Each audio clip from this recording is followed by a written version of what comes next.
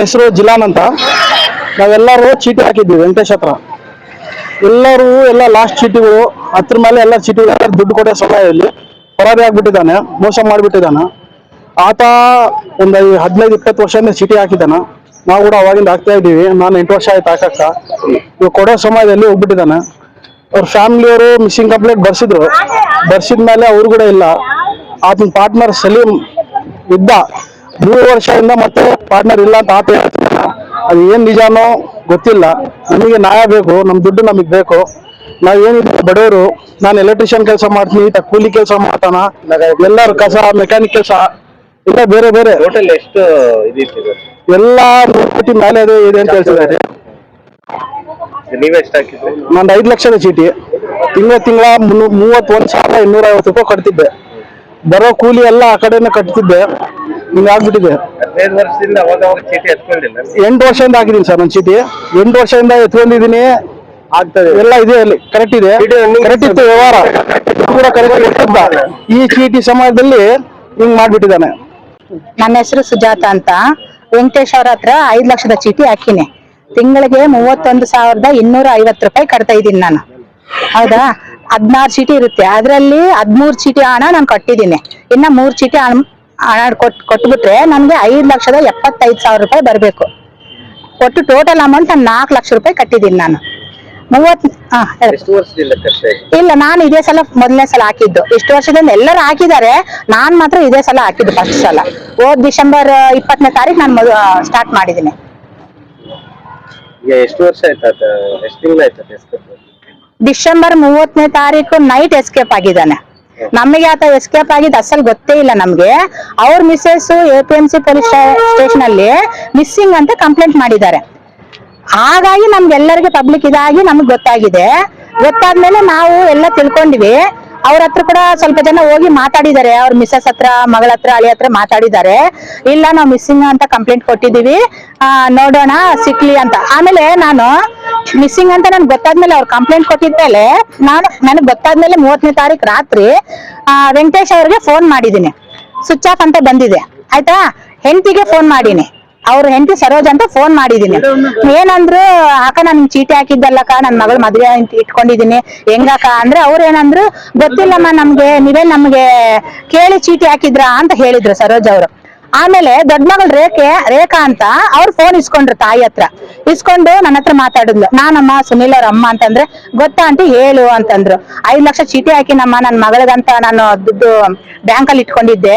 ಏನೋ ಒಂದ್ 75,000 ಲಾಭ ಬರ್ತಂತೇಳಿ ಬ್ಯಾಂಕಲ್ಲಿ ಇರೋ ಅಮೌಂಟ್ ನಾನು ತಂದಿ ಕಟ್ಟಿದೀನಿ ಅಪ್ಪಗೆ ಅಂದ್ರೆ, ನೀವು ನಮ್ಮನ್ನ ಕೇಳಿ ಚೀಟಿ ಹಾಕಿದ್ರ ಅಂತ ಹೇಳಿದ್ಲು. ಆಮೇಲೆ ಇಲ್ಲಮ್ಮ ನನ್ಗೆ ಅಮೌಂಟ್ ಅರ್ಜೆಂಟ್ ಇದೆ, ಹಿಂಗಾಯ್ತು, ಮತ್ತೆ ಅಣ್ಣ ಯಾವಾಗ ಏನಾರ ಸಿಕ್ತಾ, ಅಣ್ಣನ ಬಗ್ಗೆ ಏನಾನ ಗೊತ್ತಾಯ್ತಾ ಅಂತ ಹೇಳಿದ್ರೆ, ಮಗಳು ಏನಂತಂದ್ಲು ಗೊತ್ತಾ ರೇಖಾ, ಬಾಡಿ ಸಿಗ್ಲಿ ಮಾತಾಡೋಣ ಅಂತಂದ್ಲು. ಅವರೇ ಊಹಿಸ್ಕೊಂಡ್ರೆ ಬಾಡಿ ಅಂತ ನೀನ್ ಹೆಂಗ ಊಹಿಸ್ಕೊಂಡೆ ಅಂತ ನಾನ್ ಕೇಳ್ದೆ. ಇಲ್ಲ ಅಂದ್ರೆ ನಾವು ಕಾಲುವೆ ಹತ್ರ ಸ್ಕೂಟಿ ಆಮೇಲೆ ಮೊಬೈಲ್ ಎಲ್ಲ ಬಿಟ್ಟೋಗಿದ್ದಾರೆ, ಆತ ಹಂಗಂತೇಳಿ ನಾವು ಮಿಸ್ಸಿಂಗ್ ಕಂಪ್ಲೇಂಟ್ ಕೊಟ್ಟಿದೀವಿ, ಬಾಡಿ ಸಿಗ್ಲಿ ಮಾತಾಡೋಣ ಅಂತ ಅಂದ್ಲು. ನಾನ್ ಇದ್ಕೊಂಡು, ಬಾಡಿ ಸಿಗ್ಲಿ ಅಂತ ಹೇಳ್ಬೇಡಮ್ಮ, ಅಣ್ಣ ವಾಪಸ್ ಬರ್ಲಿ ಅಂತ ಹೇಳೋಣ. ಬೇಕಾದ್ರೆ ನೀವು ಆಕಿ ಕಾಲ್ ರಿಕಾರ್ಡ್ ತೆಗ್ಸ್ ಕೂಡ ನೀವು ತಿಳ್ಕೊಬಹುದು. ನನ್ನ ಹತ್ರ ಕಾಲ್ ರಿಕಾರ್ಡ್ ಇಲ್ಲ, ಇದ್ದಿದ್ರೆ ನಾನು ತೋರಿಸಿದ್ದೆ. ಇಲ್ಲ, ನೀವು ಕಾಲ್ ರಿಕಾರ್ಡ್ ತೆಗಿಸ್ಬೋದು. ಹೌದಾ? ಅದೆಲ್ಲ ಹಂಗೆ ಹೇಳಿದ್ದು ರೇಖಾ.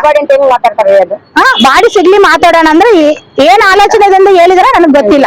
ನಾನು ಅಣ್ಣ ವಾಪಸ್ ಬರ್ಲಿ ಅಂತ ಬೇಡ್ಕೊಮ್ಮ ಅಂತ ಅಂದೆ ನಾನು. ನಾನ್ ಟೈಲರಿಂಗ್. ನಮ್ಮ ಯಜಮಾನ್ರು ಕಾರ್ ಡ್ರೈವರ್ ಇತ್ತು. ಮೊನ್ನೆ ಅವ್ರಿಗೂ ಹಾರ್ಟ್ ಅಟ್ಯಾಕ್ ಬಂದಿದೆ, ಅವ್ರಿಗೂ ಆರಾಮಿಲ್ಲ. ಇವಾಗ ನಾನು ಅಮೌಂಟ್ ಬ್ಯಾಂಕ್ ಅಲ್ಲಿ ಇಟ್ಟಿದ್ದು ಅಮೌಂಟ್ ಹೋಯ್ತು. ನನಗೆ ಅಂತ ಅಲ್ಲ, ಎಲ್ಲ ಜನಕ್ಕೆ ಬಹಳ ಪ್ರಾಬ್ಲಮ್ ಇದೆ. ಏನಿಲ್ಲದು 1,000 ಜನ ಮೇಲೆ ಹಾಕಿದ್ದಾರೆ. ನಾವು ಮುಂದಕ್ಕೆ ಬಂದಿದ್ದು ಬರೀ 150-170 ಜನ ಮಾತ್ರ ಮುಂದಕ್ಕೆ ಬಂದಿದೀವಿ. ಯಾಕಂದ್ರೆ ಎಲ್ಲರೂ ಕೂಲಿ ಮಾಡ್ಕೊಂಡು ತಿನ್ನೋರು. ಇವತ್ತು ಹೋದ್ರೆ ಒಂದ್ ದಿವಸ ಕೂಲಿ ಹೋಯ್ತು ಅನ್ನೋ ಬಾಧೆ ಪಡ್ತಾರೆ ಅವರು. ಹಾಗಂತೇಳಿ ನಾವೆಲ್ಲ ಮಾತಾಡ್ಕೊಂಡು, ನೀವು ಬರ್ಲಿದ್ರು ಪರವಾಗಿಲ್ಲ, ನಾವು ಒಂದ್ ಸ್ವಲ್ಪ ಜನ ಮುಂದಕ್ಕೆ ಹೋಗಿ ನಾವೆಲ್ಲ SP ಮೇಡಮ್ ಹತ್ರ, ಆಮೇಲೆ ಪೊಲೀಸ್ ಸ್ಟೇಷನ್ ಎಲ್ಲ FIR ಕೊಟ್ಟಿದೀವಿ. FIR ಆಗಿದೆ. SP ಮೇಡಮ್ ಹತ್ರ ಮಾತಾಡೋಣ ಅಂತ ನಾವು 15 ದಿವಸ 20 ದಿವಸ ಅಂತ ತಿರುಗ್ತಾ ಇದೀವಿ. SP ಮೇಡಮ್ ನ ಭೇಟಿ ಆಗಿಲ್ಲ ಇನ್ನು. ಅವ್ರನ್ನ ಇವತ್ತು ಎಷ್ಟೊತ್ತನ ಆಗ್ಲಿ ಭೇಟಿ ಮಾಡಿ ಹೋಗ್ಲೇಬೇಕಂತ ನಾವು ತೀರ್ಮಾನಿಸ್ಕೊಂಡಿದ್ವಿ. ನನ್ನ ಹೆಸರು B. ಜಯರಾಮ್ ಅಂತೇಳಿ ಅಡ್ವೊಕೇಟ್. ನಾನು ರಿಟೈರ್ಡ್ ಪಬ್ಲಿಕ್ ಪ್ರಾಸಿಕ್ಯೂಟರ್.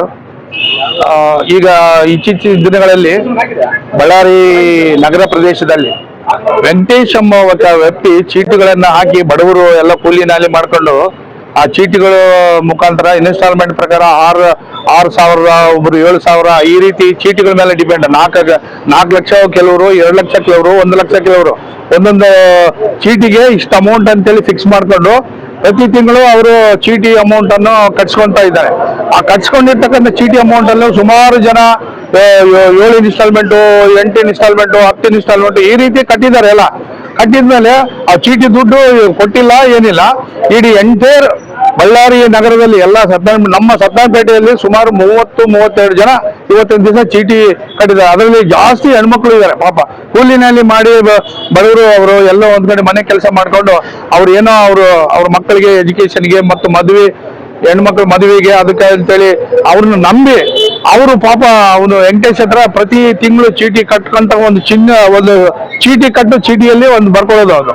ಆ ರೀತಿ ಮಾಡಿಕೊಂಡು ಸುಮಾರು ಬಳ್ಳಾರಿಯಲ್ಲಿ ಪ್ರತಿಯೊಂದು ವಾರ್ಡಲ್ಲಿ ಬಡವರಿಗೆ ಅನ್ಯಾಯ ಮಾಡಿ ಚೀಟಿ ಮಾಡಿ ನಂಬಿಸಿ ಮೋಸ ಮಾಡಿ ಇವತ್ತಿನ ದಿವಸ ಅವನ ಮನೆ ಮಠ ಎಲ್ಲವ ಮಾರಾಟ ಮಾಡ್ಕೊಂಡು ಇವತ್ತು ಬಳ್ಳಾರಿನೇ ಬಿಟ್ಟು ಓಡೋಗ್ಬಿಟ್ಟಾನೆ. ಸುಮಾರು ಜನಕ್ಕೆ ಮೋಸ ಮಾಡಿದ್ದಾನೆ. ಸುಮಾರು 100 ಕೋಟಿ ಅಂದಾಜು ಕೆಲವರೆಲ್ಲ ಹೇಳ್ತಾ ಇದ್ದಾರೆ. ಪಾಪ 100 ಕೋಟಿ ಅಷ್ಟು ಜನಗಳದ್ದು ಚೀಟ್ ಮಾಡಿ ಇವತ್ತಿನ ದಿವಸ ಮೋಸ ಮಾಡಿ ನಂಬಿಸಿ ಮೋಸ ಮಾಡಿ ಹೋಗಿದ್ದಾನೆ. ದಯಮಾಡಿ ಕೆಲವೊಂದು ಈಗ ಒಂದು APMCಯಲ್ಲಿ ಒಂದು ಬ್ರೂಸ್ಪೇಟ್ ಪೊಲೀಸ್ ಸ್ಟೇಷನ್ದಲ್ಲಿ ಕೇಸು ರಿಜಿಸ್ಟರ್ ಆಗಿದೆ ಅಂತ ಗೊತ್ತಾಗಿದೆ. ಈಗ ನಾನು ಕೂಡ ನನ್ನ ಹತ್ರ ಎಲ್ಲ ನಮ್ಮ ಸತ್ನಾಪೇಟೆ ಎಲ್ಲರೂ ಅವರು ಯಾರ್ಯಾರು ಇವತ್ತಿನ ದಿವಸ ಮೋಸ ಹೋಗಿದ್ದಾರೋ ಅವರೆಲ್ಲ ನನ್ನ ಹತ್ರ ಬಂದಿದ್ದಾರೆ. ಈಗ ನಾನು ಕೂಡ ದಯಮಾಡಿ ಅವರಿಗೆ ಗಾಂಧಿನಗರ ಪೊಲೀಸ್ ಸ್ಟೇಷನ್ಗೆ ಒಂದು ಅವರ ಪರವಾಗಿ ಎಲ್ಲರ ಪರವಾಗಿ ಅವರು ಕಂಪ್ಲೇಂಟ್ ಕೊಡ್ತಾರೆ. ಅದನ್ನು ಕೂಡ ರಿಜಿಸ್ಟರ್ ಮಾಡಿಸ್ತೀವಿ. ಆದಷ್ಟು ಬೇಗ ಪೊಲೀಸರು ಎಚ್ಚರ ವಹಿಸಿ ಅವ್ರು ಎಲ್ಲ ಇದನ್ನು ಪತ್ತೆ ಹಚ್ಚಿ ಅವ್ನು ಕರ್ಕೊಂಡ್ಬಂದು ಅವ್ನ ಅರೆಸ್ಟ್ ಮಾಡಿ ರಿಕವರಿ ಮಾಡಿಕೊಂಡು ಈಗ ಯಾವ್ಯಾರು ಪಾಪ ಎಲ್ಲರೂ ಇವತ್ತಿನ ದಿವಸ ಯಾರು ಮೋಸ ಹೋಗಿದ್ದಾರೋ ಅವನ ಹತ್ರ ವಂಚಿತರಾಗಿದ್ದಾರೋ ಅವರಿಗೆ ಅಮೌಂಟ್ ಅನ್ನು ಕೊಡಿಸಿದ್ರೆ ಅದು ಪುಣ್ಯ ಬರ್ತದೆ ಅಂತೇಳಿ ನಾನು ಪೊಲೀಸ್ ಅವ್ರಿಗೆ ನಾನು ಮನವಿ ಮಾಡ್ತಾ ಇದ್ದೀನಿ. ಅದೇ ರೀತಿ SP ಮೇಡಮ್ ಅವ್ರಿಗೆ ಕೂಡ ನಾನು ಹೇಳ್ತಾ ಇದ್ದೀನಿ, ಅವರು ಒಂದು ತಂಡವನ್ನು ರಚನೆ ಮಾಡಿ ಆ ತಂಡದಲ್ಲಿ ಅವ್ನು ಯಾವ ಊರಲ್ಲಿ ಇದ್ದಾನೋ ಅವ್ನ ಮೊಬೈಲ್ ನಂಬರು ಎಲ್ಲ ಅವನು ಎಲ್ಲೆಲ್ಲಿ ಇರ್ತಾನೆ ಅನ್ನೋ ನೆಟ್ವರ್ಕ್ ತಿಳ್ಕೊಂಡು ಅರೆಸ್ಟ್ ಮಾಡಿದಾಗಿನ ಬಳ್ಳಾರಿ ಜನತೆಗೆ ಬಡವರಿಗೆ ಬಹಳ ಒಳ್ಳೇದಾಗ್ತದೆ ಅಂತೇಳಿ ನಾನು ಈ ಒಂದು ಸಂದರ್ಭದಲ್ಲಿ ಹೇಳಕ್ಕೆ ಇಷ್ಟಪಡ್ತೇನೆ.